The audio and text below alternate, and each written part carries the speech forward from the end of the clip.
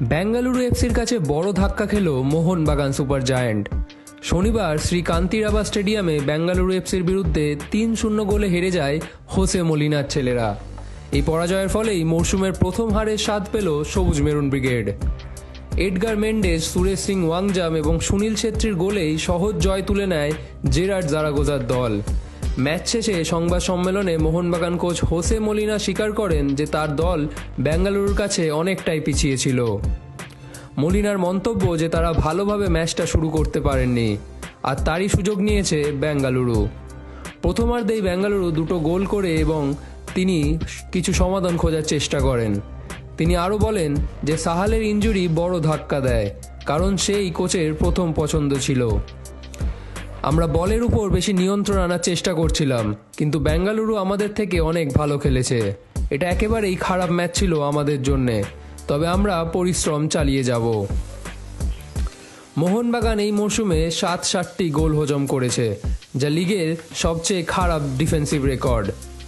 মলিনা দলের রক্ষণভাগের দুর্বলতার কথা স্বীকার করেছেন এবং সমষ্টিগত উন্নতির প্রয়োজনীয়তার উপর জোর দিয়েছেন।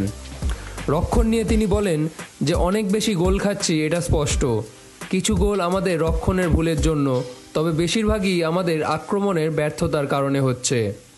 আক্রমণে উন্নতি না করলে রক্ষণও ঠিক করা যাবে না, কারণ আমরা যত ভালো আক্রমণ করতে পারবো তত ভালো রক্ষা করতে পারবো।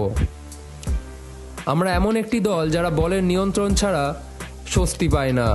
আজকের ম্যাচে তারা বলের উপর পূর্ণ নিয়ন্ত্রণ ছিল এবং আমাদের চেয়ে বেশি সুযোগ তৈরি করেছে তারা। আমাদেরও কিছু সুযোগ ছিল, কিন্তু ফিনিশিং একেবারেই দুর্বল ছিল। এই মানের ফরওয়ার্ডদের দিয়ে এমনটা হওয়া উচিত নয়। মলিনা ম্যাচ থেকে খুব বেশি ইতিবাচক কিছু নিতে না পারলেও ভ্রমণকারী সমর্থকদের ধন্যবাদ জানান। সমর্থকদের উদ্দেশ্যে তিনি বলেন, সব সময় কিছু ইতিবাচক দিক খোঁজার চেষ্টা করি, কিন্তু আজ সেটা সহজ নয়। তবুও শেষ পর্যন্ত আমরা লড়াই চালিয়ে গিয়েছি, যা একটি ভালো দিক।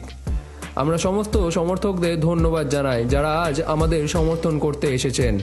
এই বলেই মলিনা তার বক্তব্য শেষ করেন। এরপর এএফসি গ্রুপ পর্বে ট্র্যাক্টর এফসির বিরুদ্ধে ম্যাচ খেলতে মোহনবাগান ইরান যাবে নাকি তা নিয়ে এখনও ধোঁয়াশা রয়েছে।